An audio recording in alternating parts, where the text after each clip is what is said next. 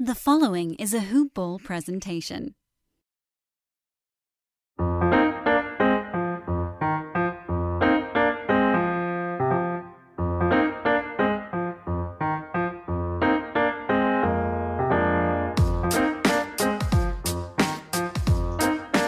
Hoop Ballers! Welcome back to another episode, an edition of Today in Sports Betting. I am Devin Ellington, DALE007 on Twitter. This is a hoop-ball.com presentation. Hoop Ball Tweets, Hoop Ball Gaming. Got a wonderful show today. Another spectacular guest. It just keeps continuing to rack up, and the insight is abundant, and it's wonderful. But before I introduce our guest, I got to talk about Manscaped since they are the show's sponsor. Lawnmower 3.0 just came out. Fully electric, waterproof technology, because where else are you going to do it other than the shower? Hoopball20, HOOPBALL20 is the promo code. You'll get free shipping on top of that discount. Lawnmower 3.0, manscaped.com. Hoopball20 is the promo code. Do it. Well, I'm not going to try to contain my excitement much longer. I'm going to go ahead and get into our guest appearance today, talk a little bit about him, but I'm going to let him spill most of the beans. This guy's a gentleman that worked with the great people over at OddsShark. He's now since put himself out there and is doing more sportsbook intake stuff himself. I'll let him speak on that.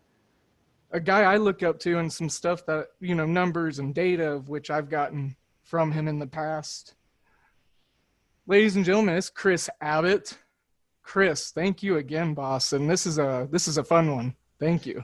Hey, Devin, thanks so much for having me on, man. Yeah, it's funny, just a few weeks ago when we first chatted about doing this, there was not much going on in the way of sports, and now every sport in the world is happening. So it's a good time to be a sports bettor. It is. It's jubilant, that's for sure. It was bleak for a while, but I think, for the fact that we have a lot of first-time evers, like first time we've had NBA finals action during college football, and just the overlay in itself is beautiful. It's a nice plate of spaghetti, so yeah. Yeah, it's crazy. I've heard of some people that are just making sure they go out and make a parlay of like NBA, NFL, NHL, college football, Major League Baseball this week, because obviously hockey is about to finish up, basketball is about to finish up.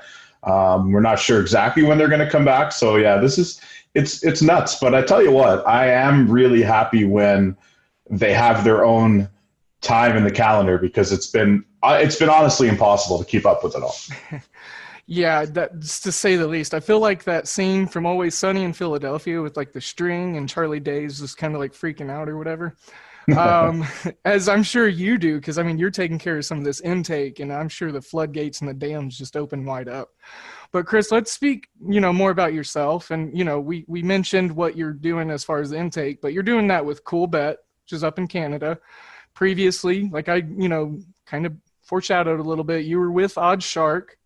But let's go even further, beyond that. Where was it that you started? Where was it that you first realized you had a significant love for sports, and when did it expand into the territory of sports betting? My story, I like to think it's a little unique, but it may not be. I think a lot of people that I talk to as I go through have a similar-ish background. But so I live in Toronto now, which most of your fans would be familiar with. But I'm from a place called St. John's, Newfoundland, which is on the very, very east coast of Canada. Best known to most Americans, I think, as a place where a lot of airplanes landed on September 11th.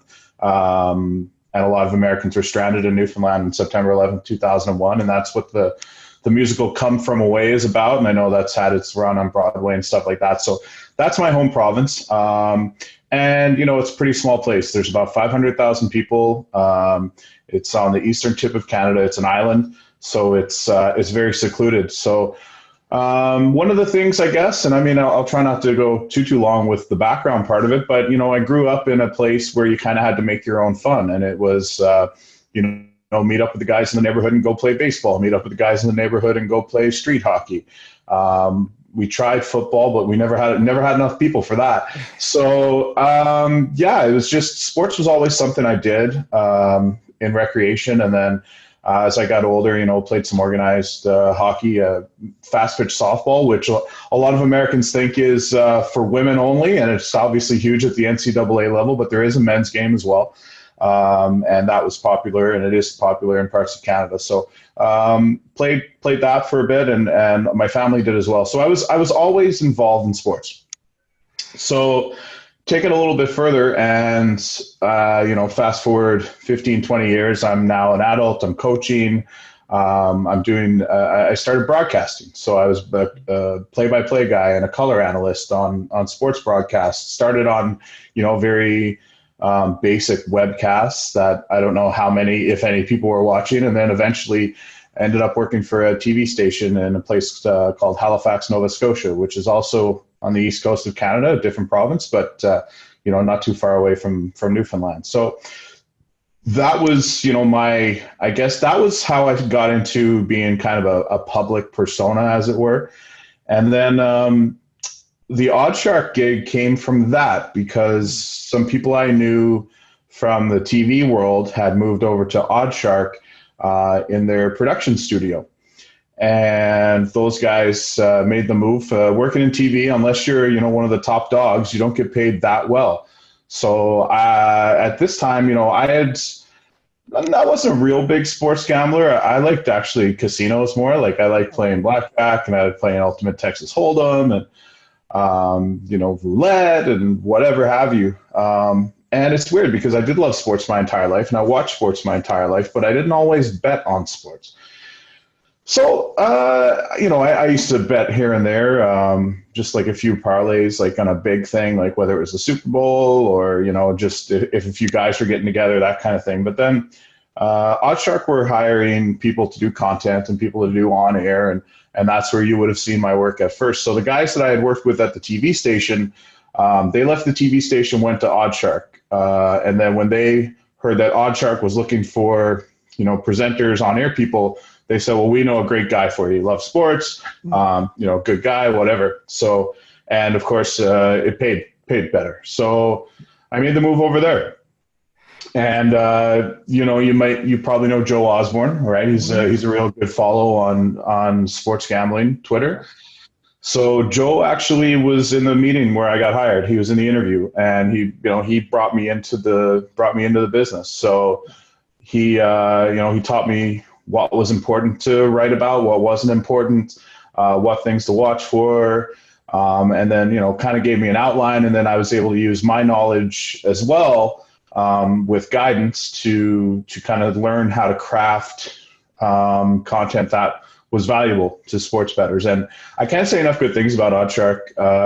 The guys I worked with there and the girls were awesome. I will say it's a male dominated industry, and that company's no different, but there is female representation for sure. And all the gals were awesome as well. So, I learned a lot there, and that was a great time, and I wouldn't have left except some personal things made me have to move to Toronto, and Oddshark is based elsewhere. So I negotiated with them to kind of work a little less as like a contractor, and then in the meantime, I started looking for something else, and the Coolbet thing came together, and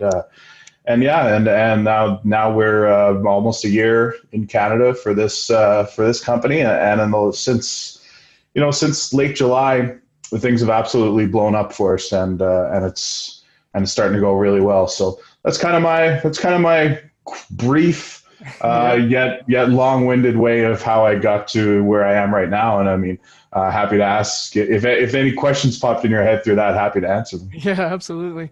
Well, for me, like you said, that's where you'd probably be familiar with your work was Oddshark, and literally it's just kind of how it came to be for me. I was, a little freshling in sports betting not too long ago, and so I just started trying to find content and curators, and I believe I stumbled across, a series called Guys and Bets that daily, put out content.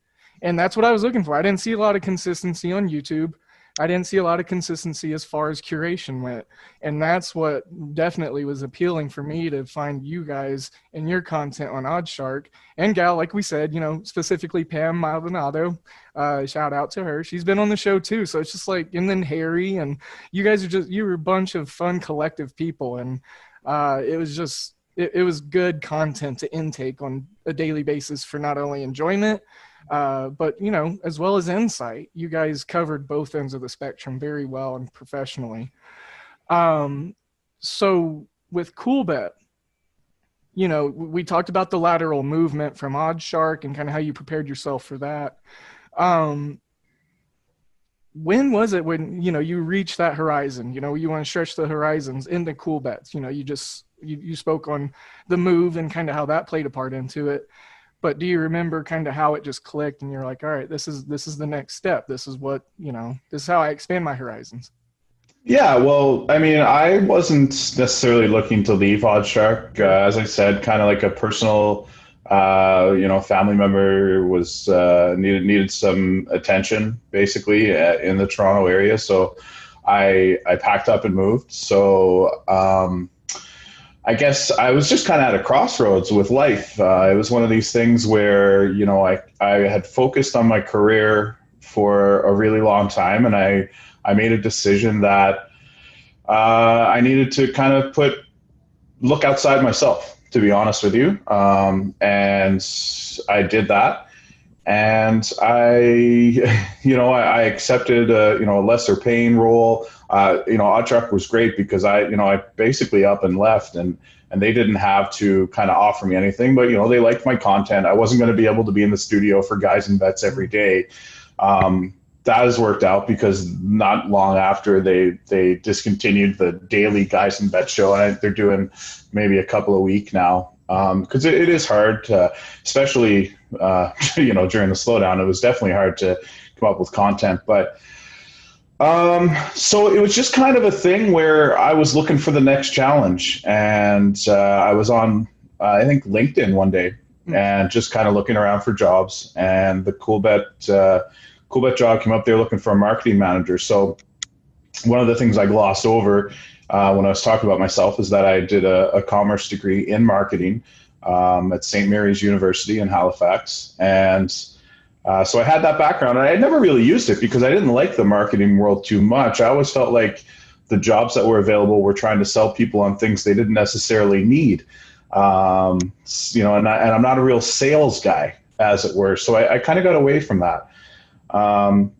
And I applied. I thought I could add to their brand. I thought I could help with, the social media. I thought I could help with the content strategy, and really translate a lot of the things that I had learned at Oddshark into a new brand. And this job was based in Toronto. It was kind of work from home because it's a European company that was just expanding into Canada. So, all these things that were positive for me. And it's it's just one of those funny things that happens in life, and such has been my entire experience in the gambling industry. It was just kind of a right place, right time thing. Oddshark was a right place, right time thing, and CoolBet was a right place, right time thing. And I honestly can't say that I set out to ever be in this position or even be in the Oddshark position. It was just kind of one of these things where, hey, let's give it a shot and see how it goes. And luckily for me, it's worked out at both stops, frankly. And God knows what's next. But it's I think the one thing I take from it is don't be afraid to take a chance is the one thing that I've learned. I didn't know what I was getting myself into when I went into Oddshark that first day. And I didn't know what I was getting myself into when I went into CoolBet. But sounded interesting, and the worst thing that would happen is it didn't work out and I'd try something else. So all the old cliches, like you can't steal a second with your foot on first and all those things, like I've become a real believer in you got to try things, and it may work and it may not, but if you don't try, you'll never know. Man, I dig that. I just really love that whole take and that insight there. It's just funny how synonymous, or like I said, lateral, life can be sometimes, like you said, and it's just it happens fast, and it's pretty entertaining if you are able to let stuff come to you sometimes. So, that's really neat, especially hearing it from someone that's been in the industry, and then me being someone who I'm looking to trailblaze into it, and I'm just really enjoying the content, and the guys that are nice enough like you that have been there and done that are coming onto the show and helping us grow as well. And it's just I'm really appreciative of any insight. So I want to get to I just think I want to say one thing to that is that back to you got to take a chance, like you reached out to me and asked if I'd do your show, and we don't know each other, so I thought, yeah, absolutely. Because one of the things that I try to do is kind of pay back the good fortune that I've had. I was given plenty of opportunities. I've had a lot of people say yes to me. I've had a lot of people help me along the way. I've had a lot of people give me breaks. So it's one of these things where, if me coming on your show helps you get where you're going, then I'm more than happy to kind of help pay it forward. So it's just one of those circular things, right? Right. And, God willing, touch wood, whatever the expression you want to use is, I would love to be in that position one day for some person younger than I, or older. I don't know how it is, but yes, again, a many thanks. And, before I get into this last question, I'm going to preface it by saying it might be the most American assumption of the day. So I apologize in advance, Kris. So what would you say your favorite sport to bet on and to handicap is? Obviously, being from Canada, hockey's ginormous. And I've seen your successes in hockey. So is that your niche? Is that you? It's interesting because in my forays into the U.S. market, with people who've been interested in what I've had to say, it's generally been hockey related. And I think that's because so many people do football, so many people do basketball. So, when I go on with Nick Costos, or when I go on with the guys at Fox Philadelphia, Fox Radio, it's usually hockey related. But honestly, I know it well, and it's a niche for me, but it's not my favorite at all, to be honest with you. Absolutely love baseball. Baseball is my favorite thing. And unfortunately, this year, I'm actually, once I finish chatting with you, I'm chatting with another guy about the baseball playoffs. And I had to be honest with him, with everything that's been happening, especially playoffs basketball, playoffs hockey, all the UFCs and the NFL. I haven't watched a baseball game in at least a month. Oof. And that's hard for me because I'm going to be kind of blind going into these playoffs. But, my role as kind of an analyst has shifted as well, as I'm trying to grow a product and a brand here and recruit players for CoolBet in Canada. So I don't get the time that I would like to just kind of sift through the data and watch baseball all night, So, it's been an interesting transition for me. And as the team grows here in Canada, we actually just hired another guy this week. So hopefully I'll get a little more time to do the things I enjoy. But I think baseball is my favorite. And honestly, there's nothing better. I was thinking about this yesterday. There's nothing better than a full day of the NFL, just sweating out bets, watching Red Zone. Like, I don't think there's a better thrill ride when it comes to sports betting. You could say the NBA or the NCAA basketball tournament, but I think that's everything else is so spread out. And I love how the NFL I can sit down at 1 o'clock on a Sunday, stay there until midnight, and there's 7 hours of commercial-free football to watch, and then I got to suffer through the breaks in the Sunday nighter. But I think so. So in terms of pure enjoyment, that Sunday rush is unbelievable. In terms of a sport, and I think where I have my most success when I'm dialed in is baseball. But I'll always have a spot for hockey. Yeah. I'm glad you brought the baseball point up too, because there were some baseball bets that I've told you on guys and bets, and since then, and it's just been insightful to say the least. I feel like I've said that word probably 3 or 4 times now, but I'm glad you brought the NFL up, because I did just want to scrape the surface of your brain a little bit about some lines that I saw that I thought was pretty nice. Just I was, looking at the market last night as they dropped. Before I do though, Kris, I gotta give a shout out to my bookie. They're the other presenting sponsor. Hoop Ball is the promo code we're running with them, guys and gals. HOOPBALL. That's going to get your initial deposit bonus, 100% match, and a $10 MLB ticket to play for free. So postseason baseball is coming up. Use that promo code, get the free money, take advantage of their great customer service and what they do for us here on the podcast. So with that being said, Kris, I want to do I'm going to do like a 3-word game association game here, and we're going to roll it right into football. So I'm going to start. I'm going to say a word. You say a word, bounce it right back at me, and it's going to be football themed. So here we go. Eagles. Desperate. Sean McDermott. Underrated. Kirk Cousins.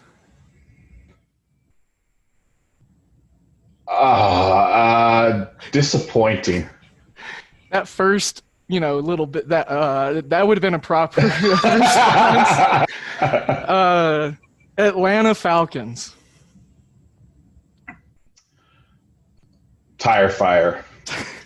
I was going to say sorry. Actually, Ian. Yeah, I know.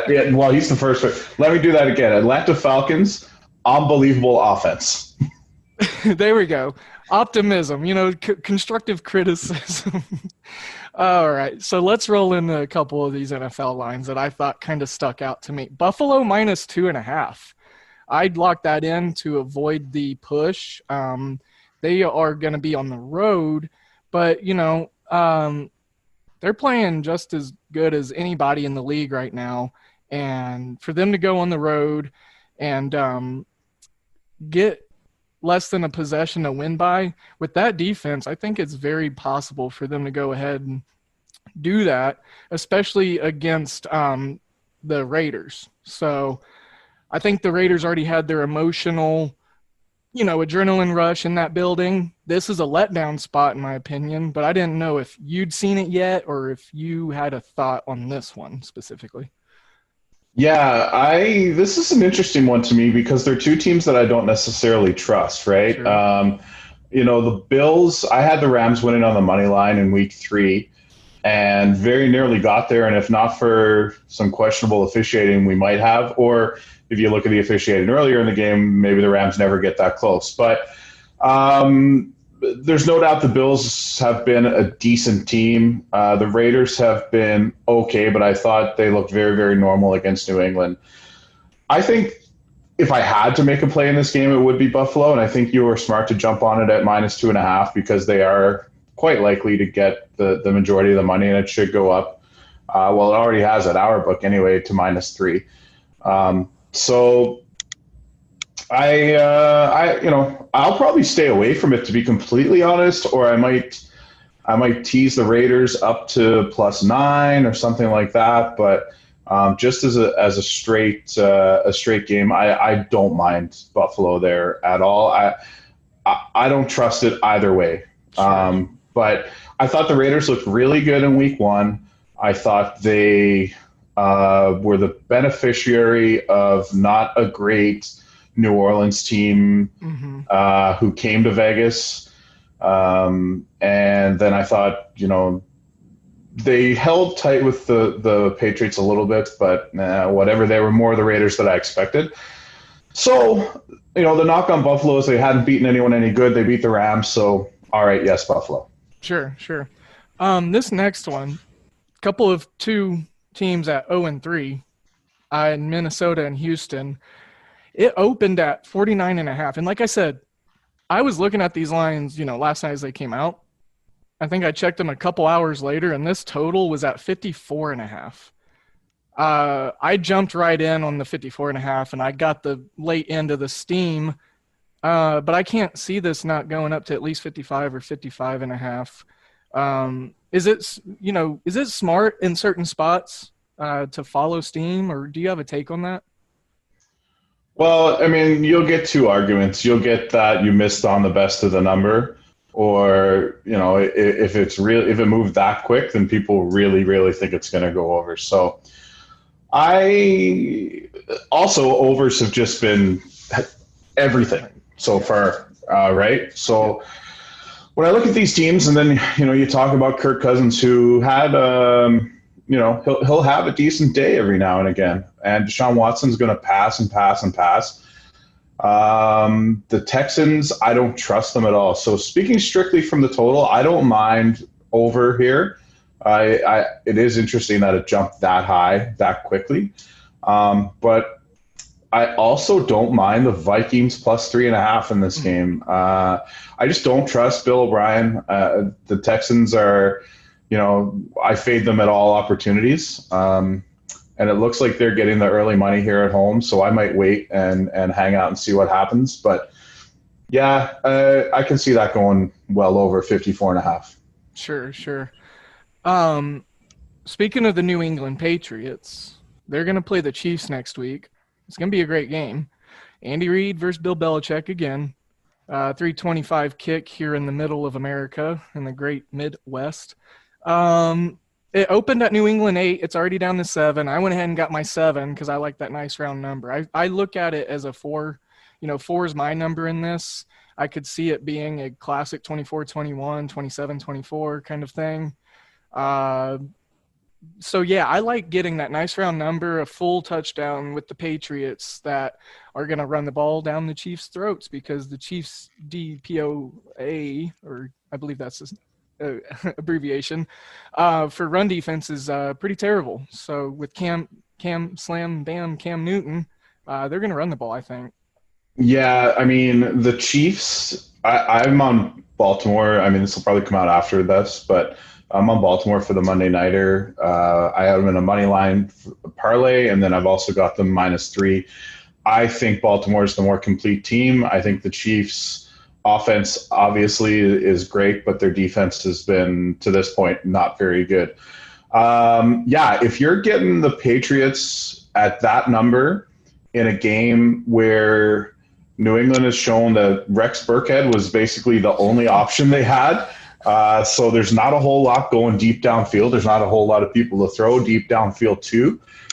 However, I will say that I thought that was going to be the case in the Green Bay New Orleans game, and boy, was I wrong. So I don't know.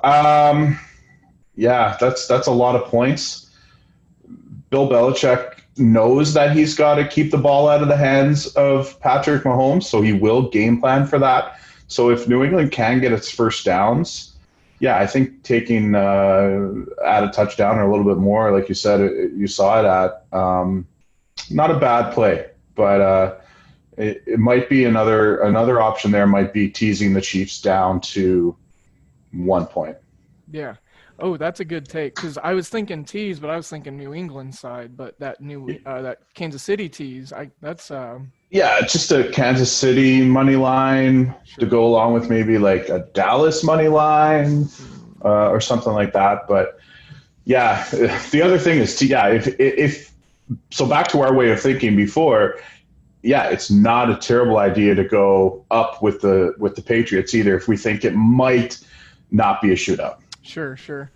Want to get your thoughts on one last game. I know you're a busy guy, and again, I'm appreciative of your time, but I want to get your thoughts. I like this number just because of what I've seen from these teams and the amount of efficiency so far and early on.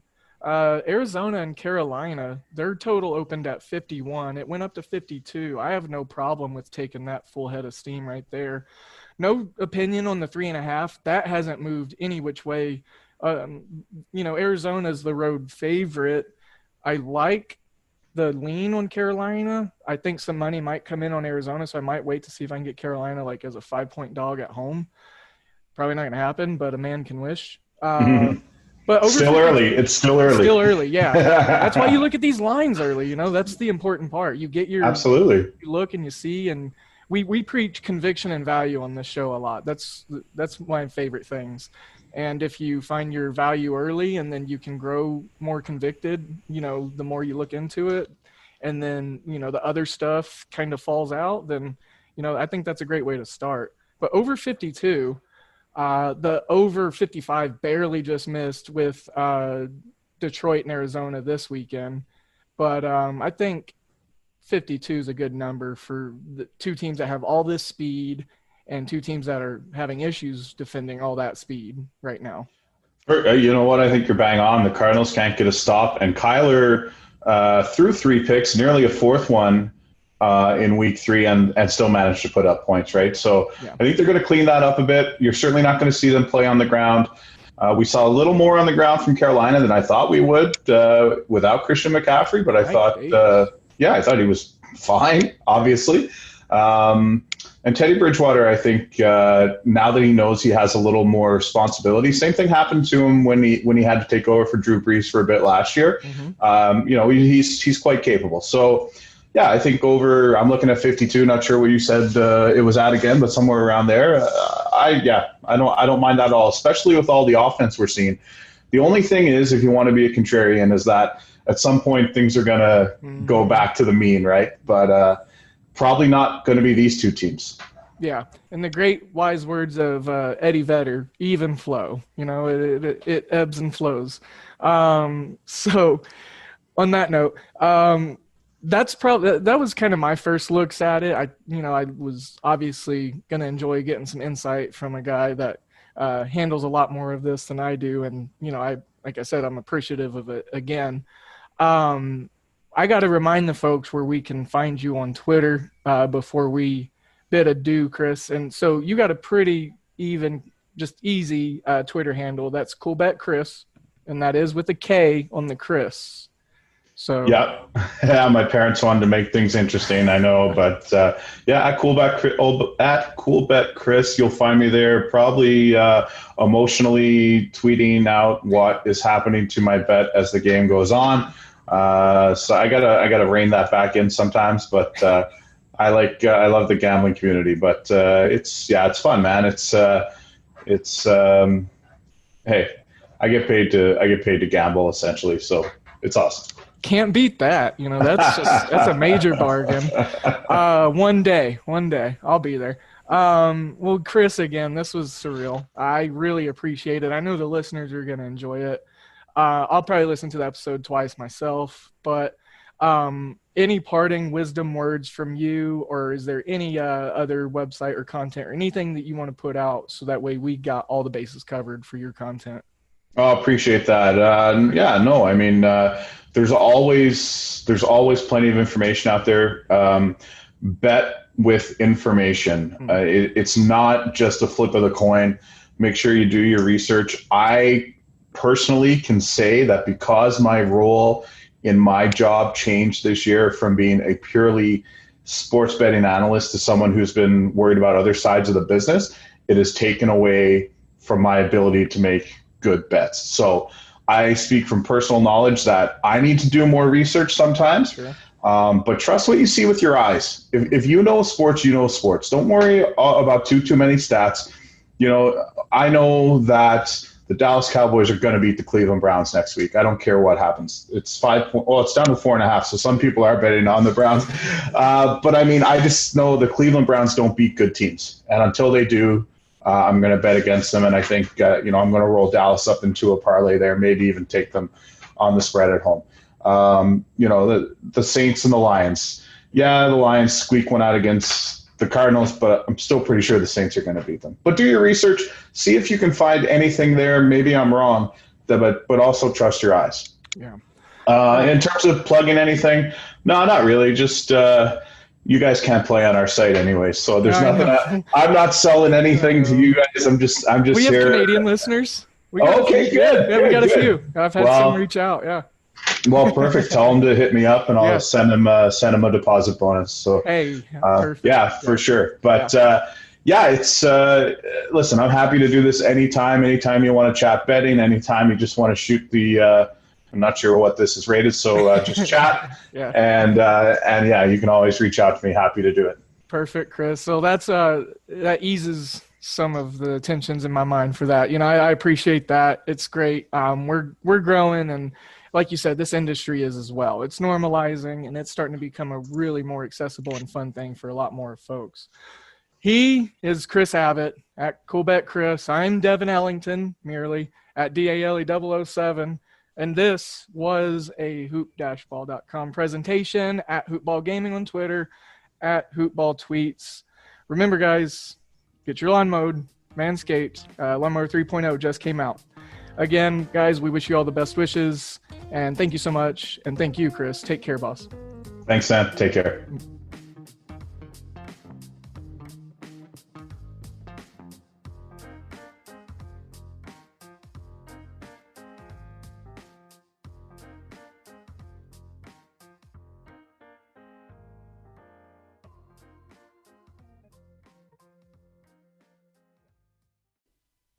This has been a Hoop Ball presentation.